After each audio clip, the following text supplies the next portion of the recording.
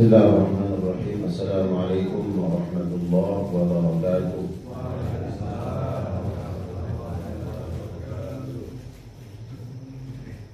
Innal hamdalillah nahmaduhu wa nasta'inuhu wa nastahdihi wa natubu ilaih. Wa na'udzu billahi min shururi anfusina wa min sayyiati a'malina. May yahdihillahu fala mudilla lahu ومن يضلله فلا هادي له أشهد أن لا إله إلا الله وحده لا شريك له وأشهد أن محمدا عبده ورسوله اللهم صل وسلم وبارك وكرم وأنعم على نبينا ورسولنا وإمامنا وقدوتنا سيدنا مولانا محمد وعلى آله وأصحابه ومن سار على نهجه واستنى بسنته إلى يوم الدين. أما بعد، قال الله تعالى في القرآن العظيم: أعوذ بالله من الشيطان الرجيم. قالوا سبحانك لا علم لنا إلا ما علمتنا إنك أنت العليم الحكيم. اللهم علمنا ما ينفعنا وانفعنا بما علمتنا وزدنا علما وأصلح لنا شأننا كله ولا تكلنا إلى أنفسنا طرفة عين. Alhamdulillah, para jamaah sekalian yang dimuliakan Allah Subhanahu wa taala, kita bersyukur kepada Allah. Dia yang telah mentakdirkan segala bentuk kebaikan yang kita laksanakan, yang dapat kita tunaikan dalam kehidupan kita. Karena sekecil apapun kebaikan, sungguh kita tidak akan mampu untuk melaksanakan dengan sempurna, dengan sebaik-baiknya, kecuali atas pertolongan, inayah, taufik dari Allah Subhanahu wa taala. Salawat dan salam terlimpahkan kepada kedua hasanah kita, Nabiuna Muhammad sallallahu alaihi wasallam, kepada keluarga dan seluruh sahabat beliau, baik dari kalangan muhajirin dan ansar, dan semoga insyaallah kita semua Allah pantaskan dan Allah layakkan insyaallah nanti di akhirat dapat berjumpa, bertemu, melihat wajah baginda Nabi Muhammad sallallahu alaihi wasallam, insyaallah mendapatkan syafaat beliau, dukhulul jannah, masuk surga insyaallah bighairi hisabin wala azab. Amin ya rabbal alamin. Jemaah sekalian, kita lanjutkan kajian tadabbur Al-Qur'an, masih di dalam surat Al-Baqarah. Pada pertemuan yang lalu kita sudah mengkaji, mentadabburi sifat atau karakter manusia pertama yang Allah sebutkan di awal surat Al-Baqarah, yaitu orang-orang yang beriman, mereka-mereka yang bertakwa kepada Allah Subhanahu wa taala. Ini jenis manusia pertama yang Allah sebutkan, yang Allah hadirkan kisahnya di awal surat Al-Baqarah. Kemudian jenis yang kedua adalah orang-orang yang kufur kepada Allah. Yang insyaallah kita kaji pada pagi hari ini. Di ayat ke-6 Allah Subhanahu wa taala berfirman: A'udzu billahi minasyaitonir rajim. Innal ladzina kafaru sawa'un 'alaihim a anzartahum am lam tunzirhum la yu'minun. Innal ladzina kafaru, sesungguhnya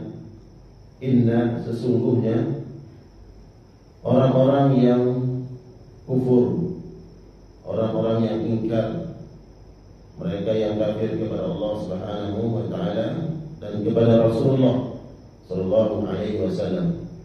Sawa'un 'alaihim a anzartahum, wahai Muhammad, sama saja bagi mereka, tidak ada bedanya, kata Allah.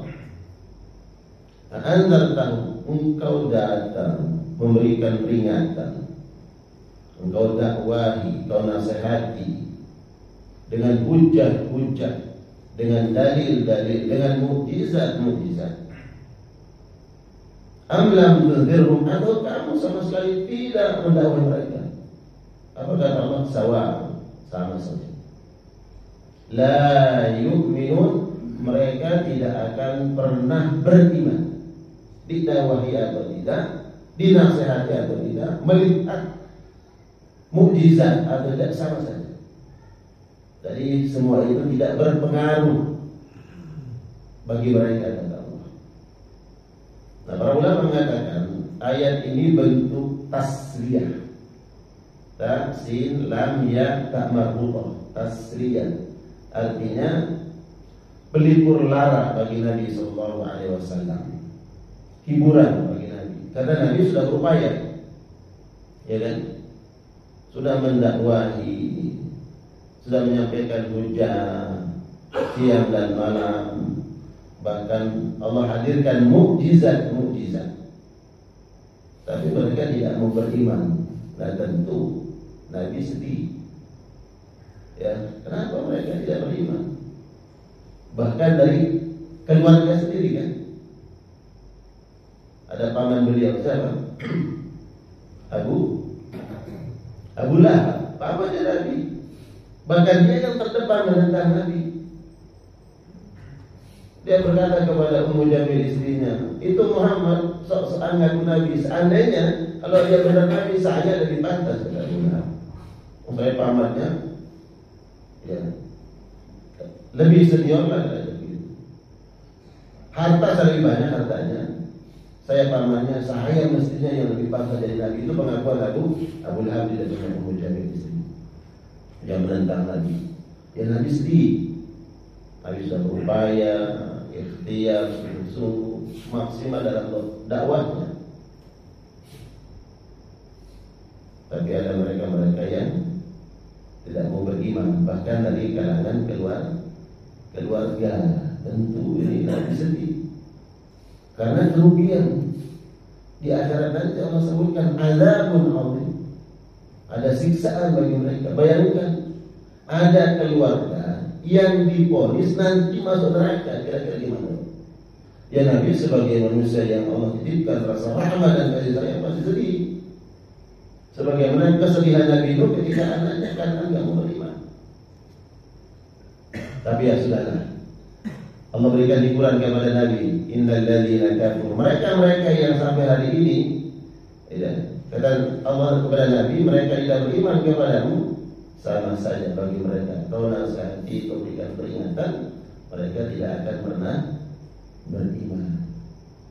Ayat tasliyah, hiburan untuk Nabi Sallallahu Alaihi Wasallam. Innal ladzina kafaru, mereka yang ingkar. Kata kufur di sini dijelaskan ma makna al-kufru. Apa arti kufur? Makna al-kufru as-sitru wa taghdiyah. Kufur artinya terhalang atau tertutupi. Ya. Jadi orang kafir itu orang yang terhalang dari hidayah Allah Subhanahu wa taala. Sitrun. Hanya kalau ada tirai pembatas, ini jamaah laki-laki, ini jamaah akhwat perempuan. Nah, di situ ada apa? Ya, sitr. Ya. Ada penghalang, ada tirai sehingga tidak bisa mengakses, tidak bisa melihat, itu sitr. Ini sitr, penghalang, kita tidak bisa melihat orang sebelah sana. Makanya kemudian orang kafir itu walaupun mereka melihat mukjizat, tapi mata batinnya itu menolak, seolah-olah tidak pernah melihat. Jadi terhalang, wattaghdiyah, tertutup hati mereka dari menerima hidayah Allah. Jadi kata kufur itu adalah tertutup. Makanya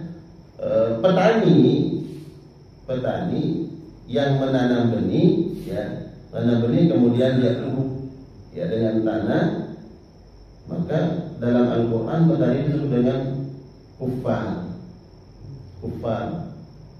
Kufar itu orang yang menanam benih kemudian dia uruk benih itu sehingga tidak kelihatan benihnya kan. Nah, udah teruruk. Ya, itu Allah sebutkan di dalam Al-Quranul Karim surat Al-Hadid, ya, ayat 20. Allahumma makan dunia seperti kamathali ghaithin, seperti hujan yang turun. Nah, kalau petani hujan turun senang. oh bahagia ada hujan. Dia sudah nanam, ya. Kemudian dia berharap turun hujan agar tumbuh subur. Kamathali ghaithin a'jabal kuffara nabatuhu. Setelah turun hujan, maka tumbuh tuh benih-benih itu yang ditanam oleh kufar, oleh para petani. Ya. Innal ladzina kafaru sawa'un 'alaihim a anzartahum am lam tunzirhum la yu'minun. Mereka tidak akan pernah beriman. Sudah ketetapan Allah yang berlaku, takdir Allah, ketetapan Allah. Nabi berupaya, berusaha menyampaikan dakwah irsyad, memberikan petunjuk. Ini kebenaran, ini kebatilan, ini tauhid, ini kesyirikan. Nabi menyampaikan itu dakwah irsyad. Adapun taufik, dakwah taufik, hidayah taufik dari Allah. Yang menentukan adalah Allah Subhanahu wa taala. Siapa yang mendapatkan hidayah dari Allah, itu kehendak Allah. Siapa yang ingkar, itu juga ketetapan Allah. Tapi Nabi tidak tahu kan? Siapa di antara mereka yang dapat hidayah itu? Nabi tidak tahu. Turun ayat yang memvonis seseorang tidak akan beriman, ya udah baru jelas. Contohnya siapa? Pamannya tadi Abu Lahab. Sudah divonis oleh Allah, tabbat yada abi lahab wa tab. Udah jelas kalau ini kan. Dia tidak akan pernah beriman. Sampai mati tidak akan beriman. Makanya ada disebutkan ya, oleh sahabat-sahabat Nabi, Abdullah bin Mas'ud menyampaikan begini. Abu Lahab, paman Nabi itu sekuat tenaga menghalangi dakwah Nabi, menyakiti Nabi, dan bicara sana sini dengan istri bahwa ponakan itu pendusta, pembohong, di mana-mana. Di mana dia ketemu orang, bahkan dia berada di gerbang pintu Mekah. Kalau ada orang-orang Arab di luar Arab, ya, Mekah datang berdagang, datang ingin ke Mekah, ingin tawaf itu, dia berada di situ. Bila nanti kalau ketemu orang aku gini-gini, itu ponakan saya, namanya Muhammad, dia pendusta, pembohong. Padahal kata Abdullah bin Mas'ud, gampang saja. Kalau dia ingin meruntuhkan kejujuran Nabi Muhammad, biar nanti dianggap bohong, cukup dia beriman aja. Setelah turun ayat tabbat yada abi lahabin wa tab. Setelah Lahab itu turun, Abu Lahabnya masih ada, masih hidup. Dia masih hidup, masih sama sini memfitnah Nabi. Kata Abdullah bin Mas'ud, seandainya Abu Lahab itu cerdas. Kedua, seandainya hidayah itu memang milik manusia, ya, Abu Lahab itu cukup dia beriman saja, pura-pura beriman. Berarti kan bohong Al-Quran. Sikap Abu Lahab itu menganulir kebenaran Al-Quran. Dia sudah divonis masuk neraka, tapi dia beriman. Sedangkan orang-orang beriman pasti masuk surga. Tapi tetap karena itu kufur dan takliah.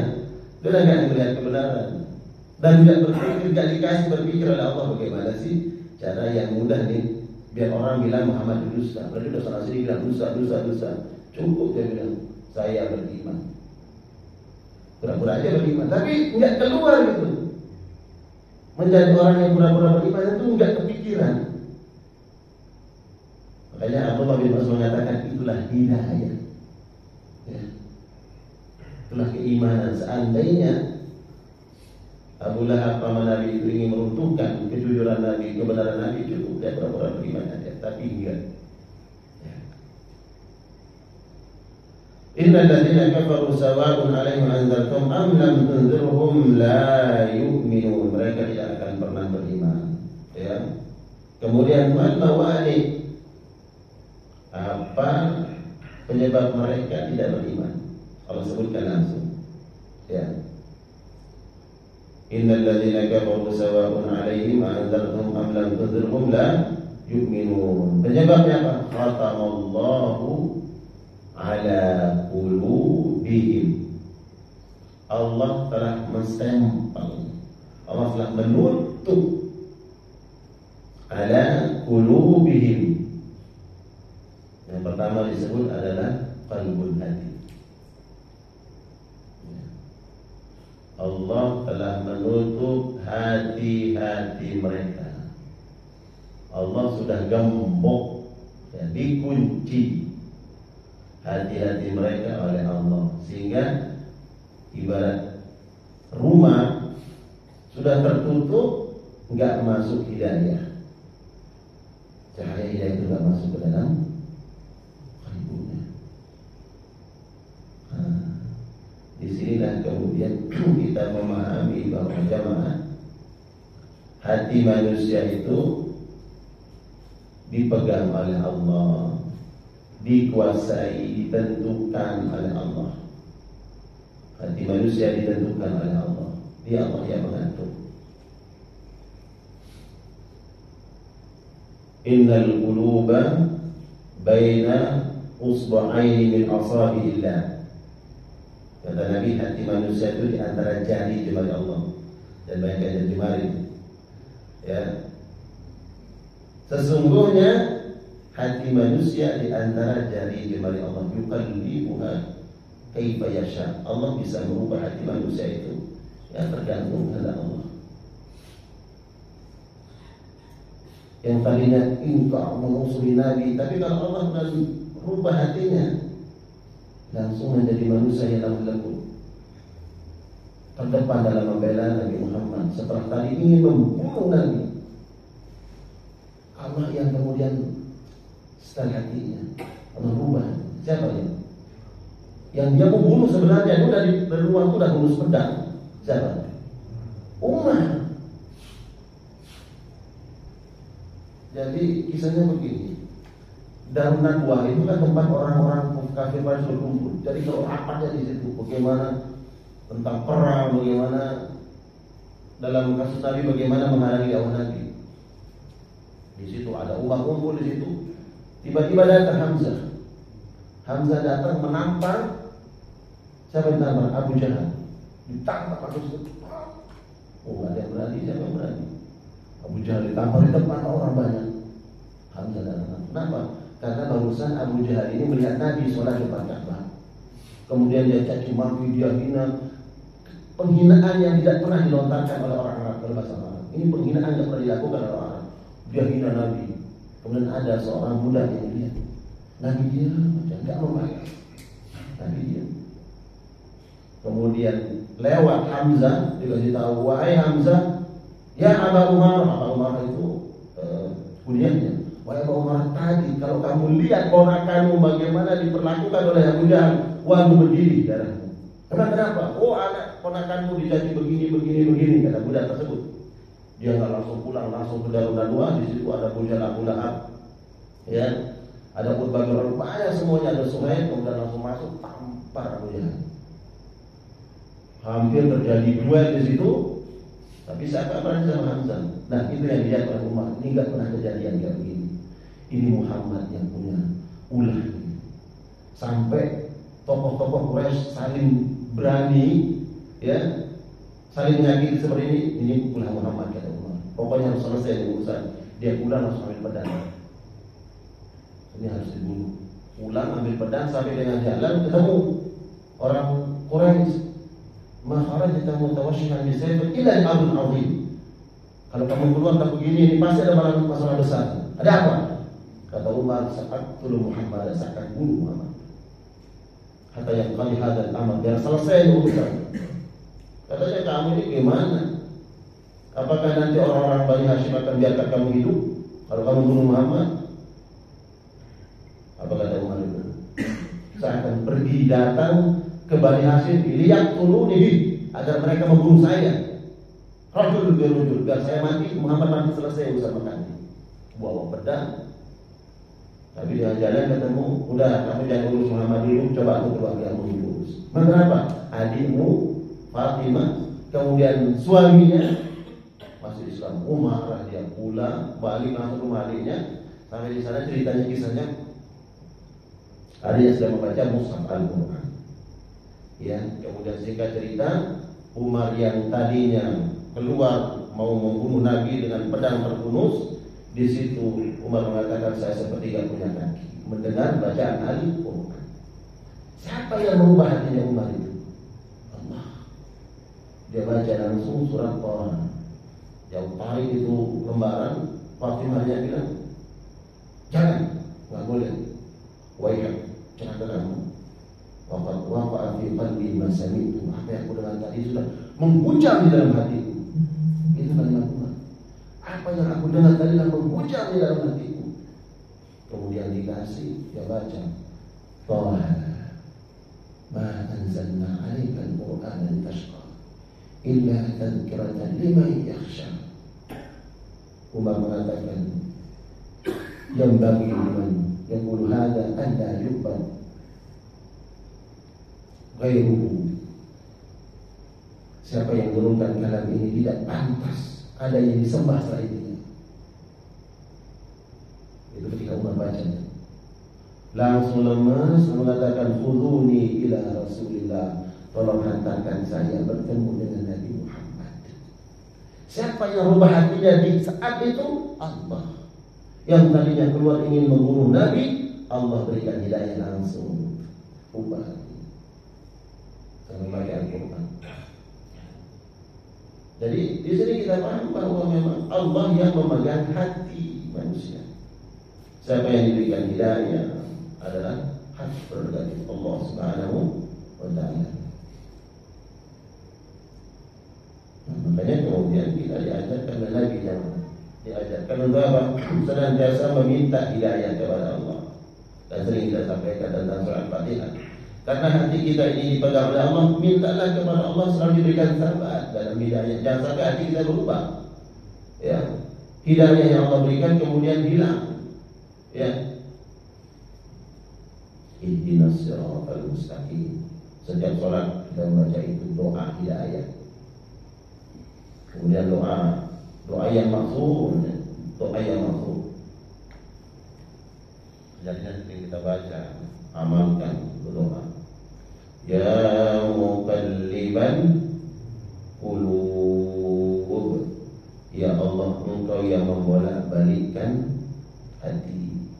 Tsabbit qalbi ala dinik, ya Allah, kuatkan, istiqamahkan hatiku di atas kebenaran agamamu. Jadi Allah sebutkan al-mawani, penyebab mereka tidak beriman. Yang pertama, ya, karena memang bicara takdir Allah, ketetapan Allah. Khatamallahu ala qulubihim, Allah telah menutup hati mereka. Ya, seperti apapun dakwah sampai, ya, di telinga mereka, mukjizat dilihat oleh pandangan dan penglihatan mereka, tapi semua itu tidak berpengaruh. Tidak ada rasa sensitif, ya, terhadap hati mereka untuk menerima tidak. Ya.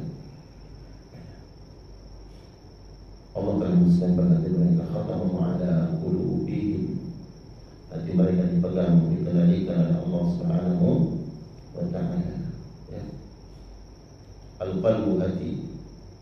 Kalau hati yang baik, bersih,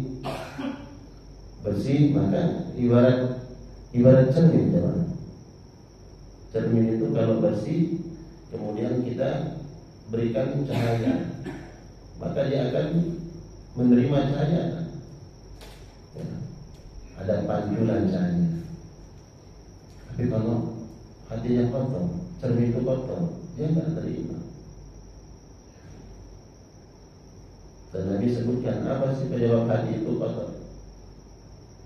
Maksiat, dosa. Innal mu'min idza adnaba dzamban nukitat fi qalbihi nuqtatan sauda. Seorang mukmin apabila dia melakukan dosa, maka ada titik hitam di dalam hatinya. Setiap ada dosa, ada titik hitam. Berdosa, titik hitam. Semakin banyak titik hitamnya, maka semakin gelap seseorang.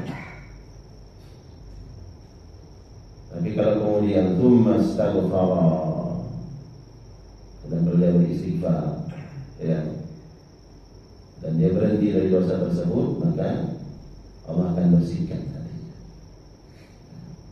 Jadi ada penyebab-penyebab hati kita menjadi kotor, ya, menjadi hitam seperti cermin karena dosa dan maksiat. Khatamallahu ala qulubihim wa ala sam'ihim. Ya, Allah tutup hati mereka dan pendengaran mereka. Wa ala sam'i absarihim, apa dia absar? Dan penglihatan mereka.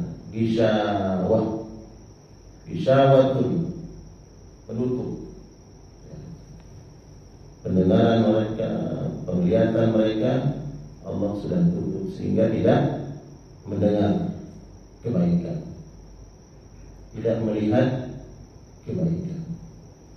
Apakah ini kemudian dia betul-betul tidak melihat secara zahir? Enggak.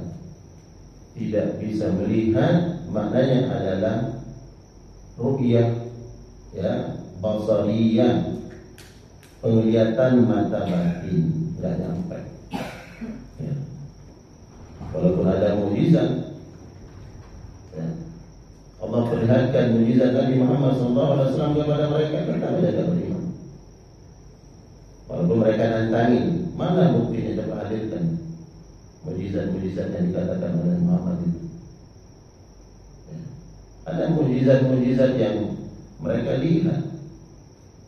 Di Madinah orang-orang munafik juga melihat mukjizat Nabi. Tapi tetap tidak beriman. Jadi Allah sebutkan jenis manusia yang kedua ini, orang-orang yang kufur, ya, ingkar kepada Allah Subhanahu wa taala. Innal ladzina kafaru sawa'un 'alaihim anzartahum am lam tunzirhum la yu'minun. Khatamallahu 'ala qulubihim wa 'ala sam'ihim wa 'ala absarihim Isyawah, ancaman. Para ulama mengatakan ini adalah hukuman Allah. Hukuman Allah di mana? Di dunia. Allah tidak berikan hidayah, itu hukuman Allah. Orang yang diberikan hidayah dan merasakan lezat dan manisnya iman, itu nikmat Allah. Jadi hukuman di dunia sudah dikasih oleh Allah. Setelah Nabi berdakwah, kan mereka tidak tenang hidupnya. Bayangkan, siang malam mereka takut, ya, khawatir, gelisah. Apa yang membuat mereka khawatir? Dakwah tadi. Ibarat kata, mungkin tidur pun mimpinya bagaimana cara menyakiti Nabi. Kan dia tenang. Itu azab Allah siang malam yang dia pikirkan. Bagaimana cara menghalangi dakwah Nabi? Ini azab Allah, ancaman Allah, azab di dunia, tidak mendapat hidayah. Kemudian walahum azabun azim. Kitab ini disebutkan bahwa ini adalah azab akhirat. Dunia diberikan penderitaan, hati tidak tenang. Itu adalah azab Allah, siksaan Allah di dunia. Di akhirat walahum azabun, ditambah lagi azabun azimun, bagi mereka azab yang pedih. Azim itu besar, ya. Ada azabun alim, azab yang pedih, ya. Azabun syadid, azab yang dahsyat, dan azabun azim, azab yang besar. Kalau kita lihat dari bentuk bahasa, ya bahasanya nakirah, bentuk kalimatnya nakirah, tidak menggunakan alif lam. Walahum azab, tidak ada alif lamnya. Karena nanti kita temukan di ayat yang lain kalimat al-azab itu ada alif lamnya. Nah, kalau di dalam bahasa Arab ada kalimat nakirah, itu menunjukkan sesuatu hal yang besar. Walahum, bagi mereka azabun. Jadi ini azab bukan sembarang azab yang besar, yang pedih, yang tidak pernah dirasakan ya Allah.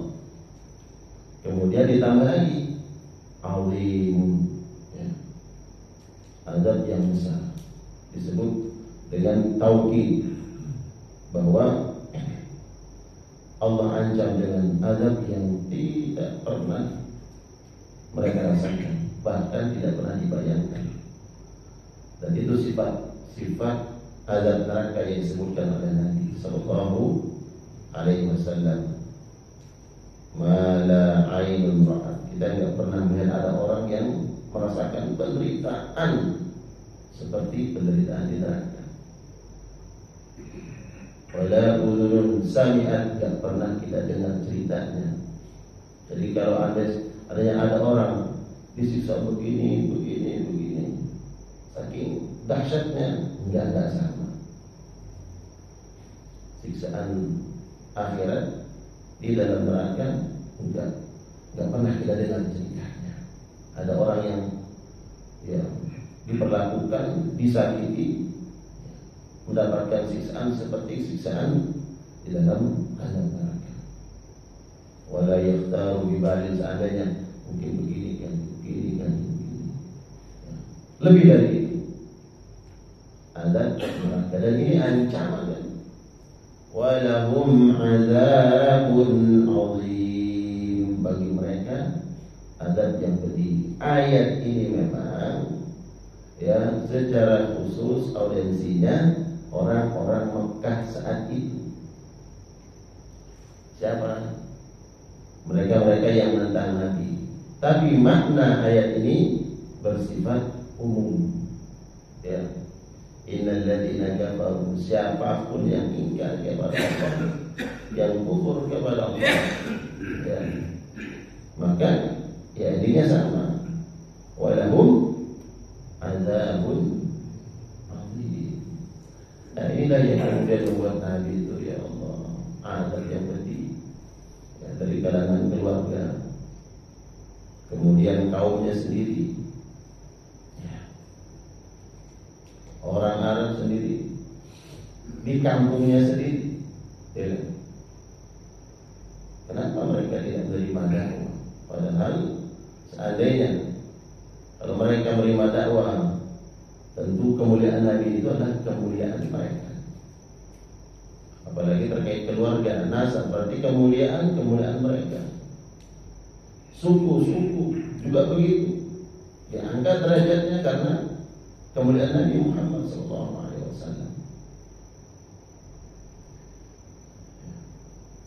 Baik jemaah sekalian, jadi ini kelompok atau jenis manusia kedua yang Allah sebutkan di awal surat Al-Baqarah. Yang pertama orang beriman, orang mutakin, kemudian ini orang-orang yang kafir, insyaallah. Jadi pertemuan berikutnya ini karena panjang pembahasannya tentang orang munafik itu. Ya. Kalau orang-orang beriman Allah sebutkan 5 ayat dari yang pertama, kemudian orang-orang kafir cuma 2 ayat, ya. Kemudian orang munafik berapa ayat? 11 ayat kalau saya disebutkan orang-orang munafik 7 atau 11 orang-orang munafik. Jadi insyaallah nanti pertemuan berikutnya kita akan membahas tentang jenis manusia yang ketiga ini. Ya. Baik, ada yang ingin ditanyakan terkait tema pagi hari ini tentang orang-orang yang kufur kepada Allah Subhanahu wa Ta'ala? Kita berikan kesempatan.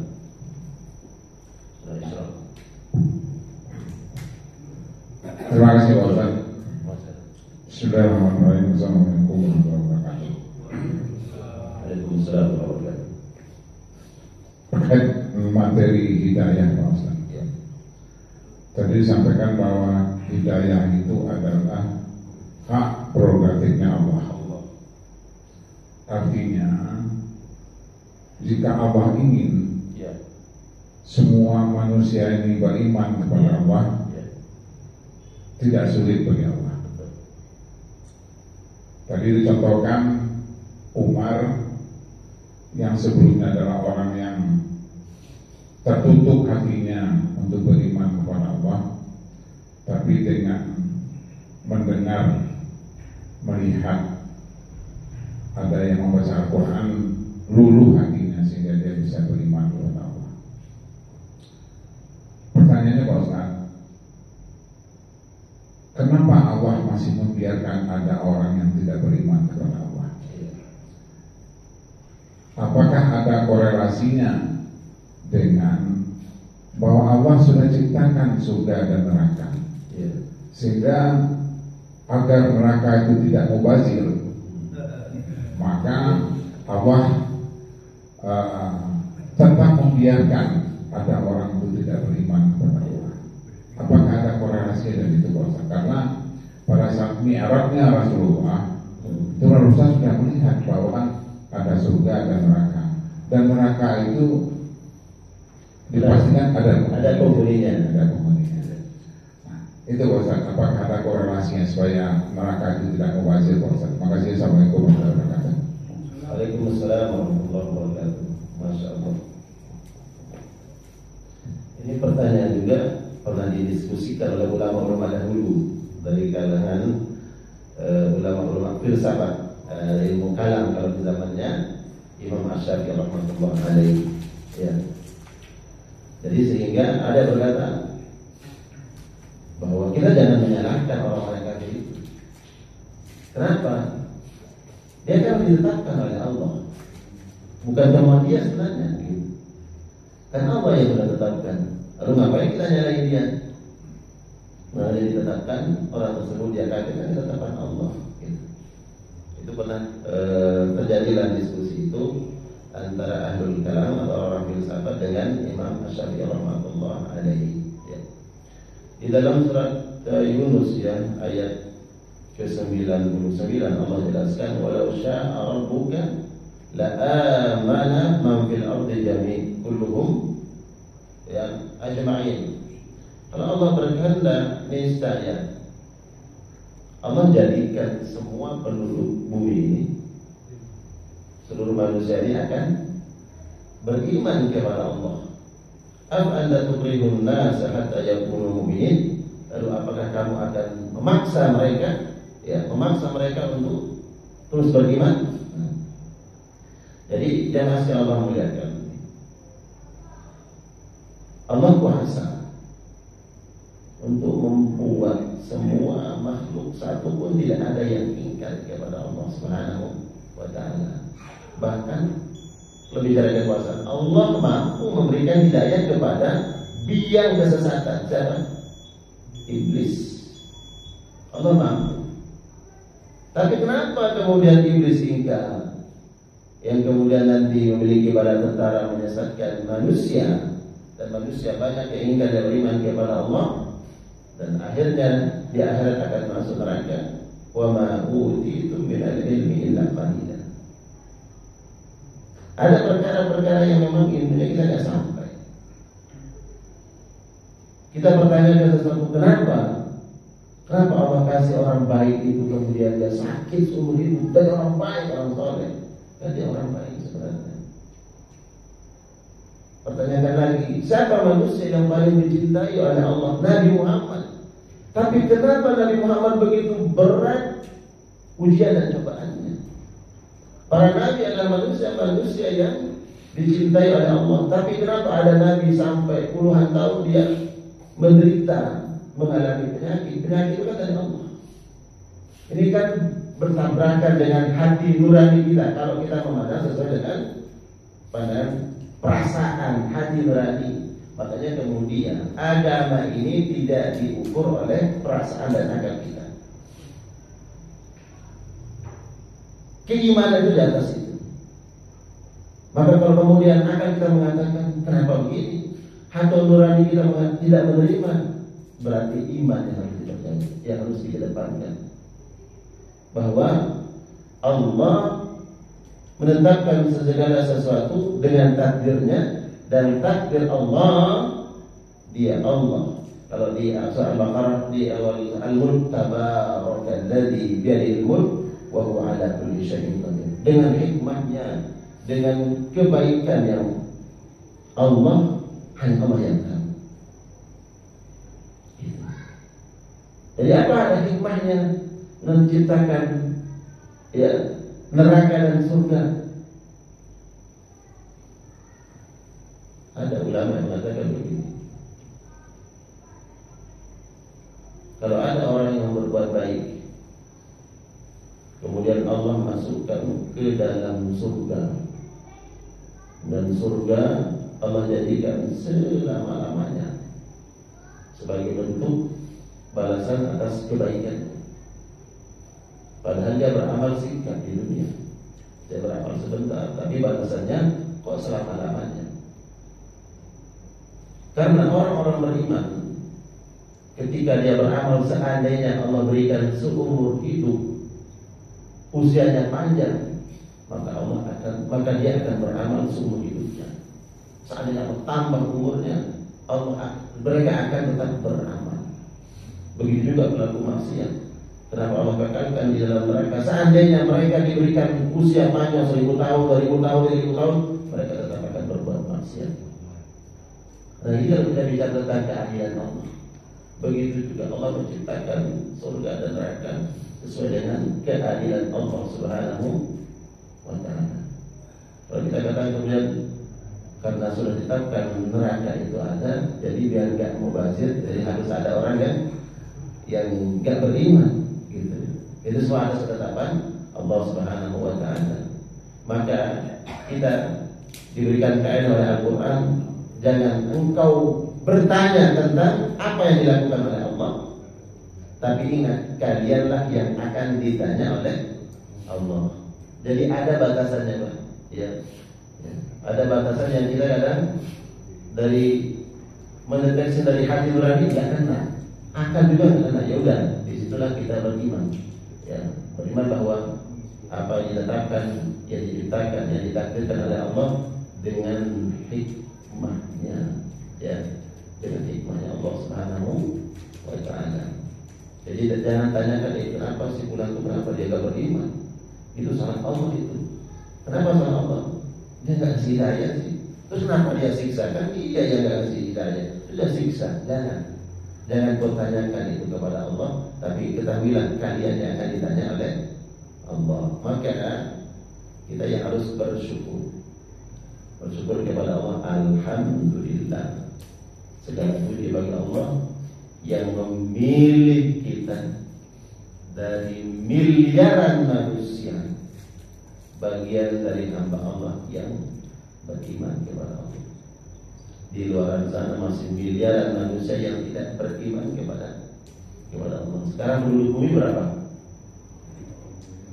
Ya, berapa miliar? 7 miliar. Terus dari 7 miliar itu berapa penduduk bumi yang beriman kepada Allah? Orang berimannya berapa? Hah? Iya, berarti minoritas sebenarnya masih ada yang tidak beriman, baik dari Nasrani, Yahudi, penganut kepercayaan yang lain. Banyak. Alhamdulillah, kita dibilang oleh Allah bagian dari orang yang beriman. Inilah yang kita syukuri. Ya. Kalau kita pertanyakan itu nanti bila orang yang akan masuk neraka itu kan Allah juga yang akan ngasih daya. Kenapa dia anda? Nah, kata Imam Syafi'i itu kepada salah satu ulama di Baghdad. Ulama di Baghdad terjadi diskusi tersebut bahwa kenapa Allah menyiksa mereka? Ya, padahal Allah sendiri yang ciptakan neraka, terus dia azab hambanya di situ. Allah nggak kasih daya, kan zalim Allah. Ya. Apa jadi Syafi'i? Jangan pertanyakan apa yang dilakukan oleh Allah, tapi ketahuilah kalian yang akan ditanya oleh Allah Subhanahu wa ta'ala. Wa ma utitu minal ilmi illa qalilan. Tidaklah kita diberikan pengetahuan, ya, pemahaman dan dibekali akan oleh Allah melainkan hanya secuil.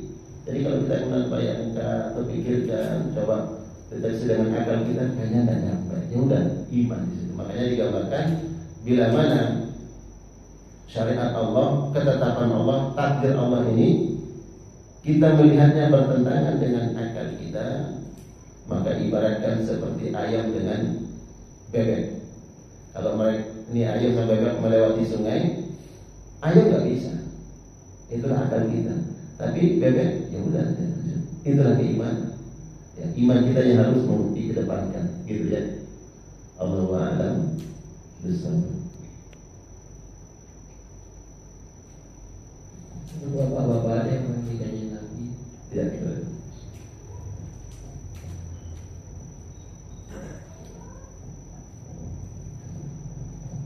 Assalamualaikum warahmatullahi wabarakatuh. Waalaikumsalam. Ustaz, bagaimana kita ini mempertahankan hidayah yang Allah kasih ke manusia? Karena ada beberapa contoh, termasuk pada zaman Rasulullah, seorang hadis Quran pun pada akhir hayatnya berada tidak dalam kondisi seorang muslim. Ya. Terima kasih. Baik, ada beberapa upaya ikhtiar untuk merawat hidayah. Itu disebut oleh para ulama adalah pertama memperbanyak doa. Ya. Untuk menjaga hidayah ini yang harus dilakukan adalah memperbanyak doa kepada Allah Subhanahu wa taala. Di antara doa yang diajarkan oleh Nabi, ya muqallibal qulub. Nabi membaca doa ini. Ya. Bahkan berulang kali ini dinasihati, diwasiatkan oleh Nabi Sallallahu Alaihi Wasallam dalam kitab Riyadhus Shalihin Imam An-Nawawi. Berdoa dengan doa ini, ya muqallibal qulub tsabbit qalbi ala dini. Kemudian ada doa yang diwasiatkan Nabi kepada sahabat Mu'adz bin Jabal. Ini juga terkait dengan hidayah. Allahumma inni ala dzikrik wa syukrik wa husni ibadatik. Ini kan hidayah. Itu doa diwasiatkan Nabi kepada sahabat Mu'adz. Jadi yang pertama memperbanyak berdoa kepada Allah Subhanahu wa taala. Kemudian hidayah itu harus ada upaya, ada ikhtiar ya, untuk kita laksanakan, kita amalkan perkara-perkara yang menguatkan hidayah dalam qalbu kita. Yutsabbitullahu alladziina aamanu bil qawli tsabit fil hayati dunya. Allah akan memberikan kekuatan hidayah, keistiqomahan dalam memegang hidayah bagi orang-orang yang beriman. Yutsabbitullahu alladziina aamanu bil qawli tsabit, bagi orang-orang beriman. Nah, iman itu selalu dikaitkan dengan amal saleh. Maka agar hidayah itu tetap pada diri kita, maka hendaknya kita rawat dengan amal saleh, bukan hanya sekedar berdoa. Ya, kalau hanya sekedar berdoa dan tanpa amal, itu yang disebutkan tamanni oleh Umar bin Khattab. Kalau kamu hanya sedang berdoa tapi tidak mengamalkan penyebab-penyebab kita mendapatkan dan dijaga hidayah kita oleh Allah, kata Umar, itu tamanni, hanya harapan-harapan doa. Tapi ketika kita berdoa, maka hendak kemudian kita melakukan amal-amal saleh yang menguatkan hidayah. Dan yang ketiga, al-bi'ah. Bi'ah itu lingkungan. Nanti bisa dibuka dalilnya di dalam surat Al-Kahfi ayat 28. Ya, Al-Kahfi 28. Terkait agar Allah kuatkan hidayah di dalam qalbu kita ini, maka hendaknya kita memiliki lingkungan, ya, lingkungan yang membantu kita untuk merawat, menjaga hidayah kita. Karena ini penting. Allah sebutkan di dalam surah Al-Kahfi ayat 28, wasbir nafsaka ma'al ladzina yad'una rabbahum. Wahai Muhammad, kamu harus tetap bersama mereka. Dan Nabi manusia yang paling saleh, yang paling taat, imannya paling kuat, hidayah tak mungkin dicabut dari Nabi. Tapi Allah katakan kamu harus bersama mereka. Dalam apa? Dalam kebaikan. Makanya kemudian kita diajarkan amal jama'i, melakukan kebaikan secara bersama-sama, program kebaikan, mengeksekusi kebaikan, merancang kebaikan secara kolektif itu, begitulah yang diridhai, yang disenangi oleh Allah. Jadi di situ Allah berikan hidayah. Maka kalau kita sendirian, tidak ikut jamaah pengajian, jarang ke masjid, bagaimana mau jaga hidayah kita? Beda kalau ini ada kajian kemudian jamaahnya, ya, jamaah yang istiqomah, rajin. Nanti kalau dia datang, kenapa ini? Kok Pak ini nggak pernah datangnya, kenapa? Mungkin beliau sakit, ditanyakan. Ya, ketemu di jalan, kenapa Pak nggak pernah datang kajian? Besok kajian ini, hanya datang. Itu keutamaan. Jadi perbanyak doa kepada Allah Subhanahu Wa Taala. Kemudian tidak hanya sekedar berdoa, tapi ada upaya, amal soleh. Apapun kebaikan yang kita lakukan itu akan menambah keimanan. Ya, menjaga hidayah. Al-imanu yazid wa yanqus. Hidayah ini akan semakin kuat kalau kita melakukan kebaikan, tapi dia akan tergerus. Nilai hidayah, kekuatan iman itu akan menurun kalau ada orang yang berbuat maksiat. Dia berbuat maksiat, ingkar kepada Allah, maka imannya akan menurun, hidayahnya akan makin lemah. Kemudian bila lingkungan. Jadi kalau ini yang saya sampaikan, kalau kita ada kajian, ya, dimanapun, maka harus tetap sabar dalam kebaikan itu. Harus sabar. Ada kadang di sebuah majelis kajian, ini kajian baik, bagus, ya. Kemudian ada perbedaan pandangan, baik fikih yang sifatnya kuliah, ya, bukan yang asasi, bukan yang fundamental dalam agama, tentang akidah, dalam masalah furu. Kalau kita berbeda pendapat, ya udah, hanya sebatas ya perbedaan pandangan, jangan sampai perbedaan pendapat menjadi penyebab berbedanya hati kita. Ya, gitu. Nah, kalau kita menemukan seperti itu, ya sabar. Saat ini disebutkan as-sabru ala Allah, sabar dalam kebaikan. Ya. Ini bukan memiliki pendapat begini, ini pendapatnya begini, ya udah nggak apa-apa, itu pendapat masing-masing. Tapi dalam kebaikan, ya kita saling mensupport. Ya, sama-sama menyokong, saling membantu.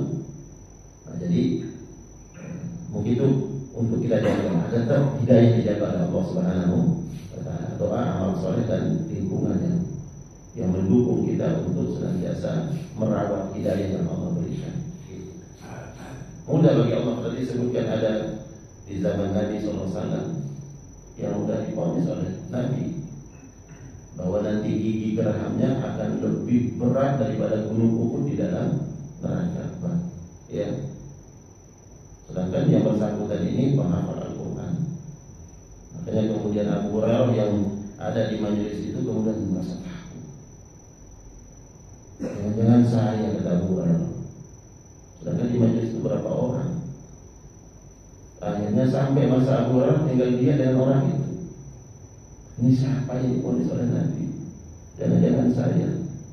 Tapi kemudian di zamannya Abu Bakar radhiyallahu ta'ala anhu, orang ini datang ke Yaman bergabung dengan Musailamah al-Kadzdzab.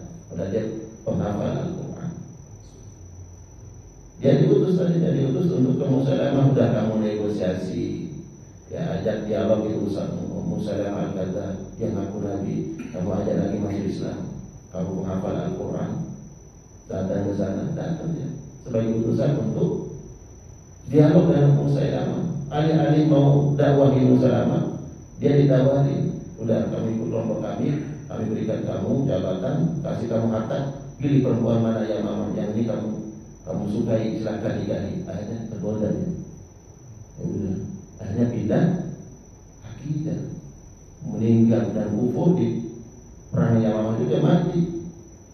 Barulah kemudian Abu Hurairah harus sadar, alhamdulillah, ternyata bukan saya, dia maksudnya tadi. Itu kita yang hidayah ya. Hidayah ini maha Allah berikan hanya kepada mereka-mereka yang dikehendaki, yang dicintai, yang disayangi oleh Allah Subhanahu Wa Taala. Nah, kalau benar kita memandang ini suatu hal yang sangat berharga, sangat mahal, hendaknya kita rawat. Apapun yang kita anggap mahal itu kita rawat. Ya kan?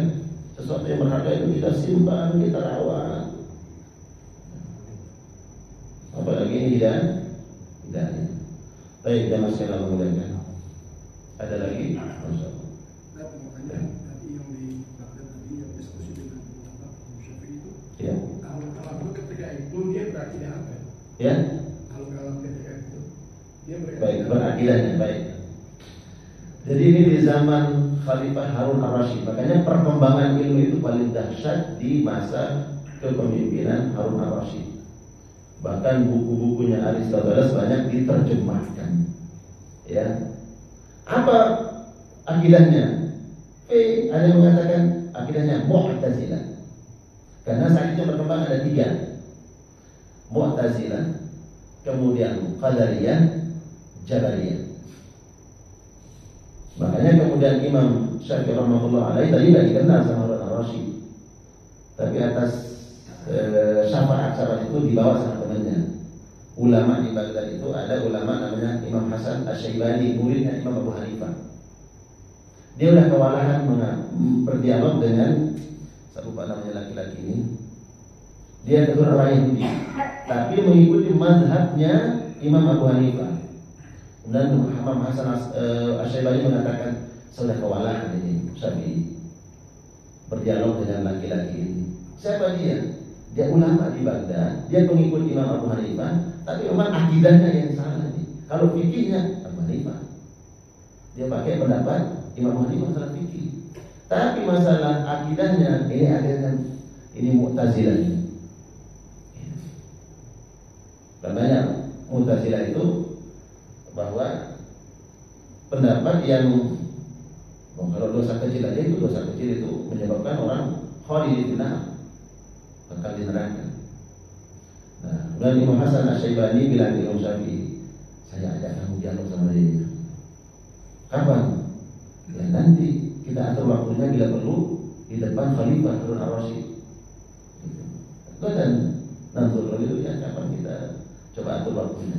Barulah kemudian makanya ke dialog itu Imam Syafi'i dengan penganut mazhabnya Imam Abu Hanifah tapi bermazhab Mu'tazilah. Di antara yang dia bicarakan itu tadi, kenapa Allah mengazab orang-orang yang kufur padahal yang menyebabkan dia diterima kan Allah sendiri tadi.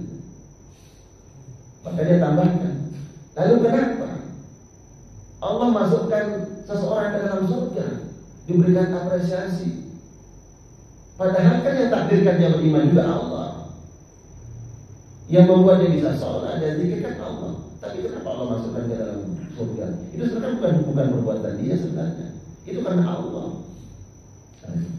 Jadi itu di antara dialognya, ya. Bukan dia tanya Imam Syafi'i, Wah Syafi'i, sekarang kalau kamu mengangkat gelas ini contohnya, kalau kamu mengangkat gelas itu kamu yang angkat atau Allah yang angkat? Itu pertanyaannya. Kalau kamu katakan saya yang angkat ini, kamu sudah syirik. Kenapa? Kamu menafikan Allah. Menafikan Allah. Gitu. Katanya dia maksudnya mana? Kata Imam Syafi'i, saya mengangkat ini bimasyiatillah, atas kehendak Allah. Memang saya yang lakukan, tapi atas kehendak Allah. Ya. Jadi Imam Syafi'i ditanya begitu, siapa yang angkat ini? Apakah kamu atau Allah? Kata Imam Syafi'i, kalau kamu mengatakan kamu mengangkat benda ini karena kamu, berarti kamu kufur, kamu menafikan Allah. Tapi kalau kamu mengatakan kamu mengangkat ini bersama Allah, berarti kamu sudah syirik. Kamu menyetarakan dirimu dengan Allah. Kamu menyetarakan, kamu yang angkat juga karena Allah. Berarti dua dong. Yang punya kekuatan dua, siapa? Kamu dengan Allah. Berarti kamu sudah syirik. Sedangkan syirik tidak boleh menyetarakan diri dengan Allah Subhanahu wa taala. Tapi kalau kamu menafikan yang angkat ini saya, kamu menafikan Allah. Kamu kufur. Kata Imam Syafi'i, saya angkat ini bimasyiatillah. Saya punya kehendak, tapi yang menentukan adalah Allah. Memang saya yang angkat, tadi masyiatillah. Nah dari argumentasi itulah kemudian tertarik namanya Harun ar-Rasyid. Itu siapa? Kata Imam Hasan Asy-Syaibani, ini orang Madinah, muridnya Imam Malik. Oh kalau begitu besok orang ke sini, saya mau dialog. Baru dialog Harun ar-Rasyid dan Imam Syafi'i diminta nanti. Ya udah kalau kamu itu Syafi'i, saya minta kamu yang sebagai penasihat. Nah, itu di zamannya Harun ar-Rasyid. Makanya perkembangan ilmu itu sangat luar biasa di masanya Harun ar-Rasyid, termasuk tentang ilmu-ilmu filsafat. Ya, kitab-kitabnya Aristoteles itu banyak diterjemahkan. Gitu. Si Aristo. Ya. Gitu ya, Allah alam bisawab.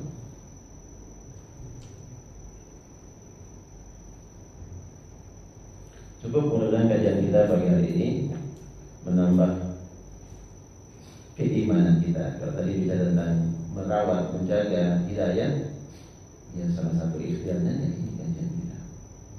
Ya, dan mengkaji ayat-ayat Allah, sabda-sabda Nabi Sallallahu Alaihi Wasallam, maka bertambah dua hal.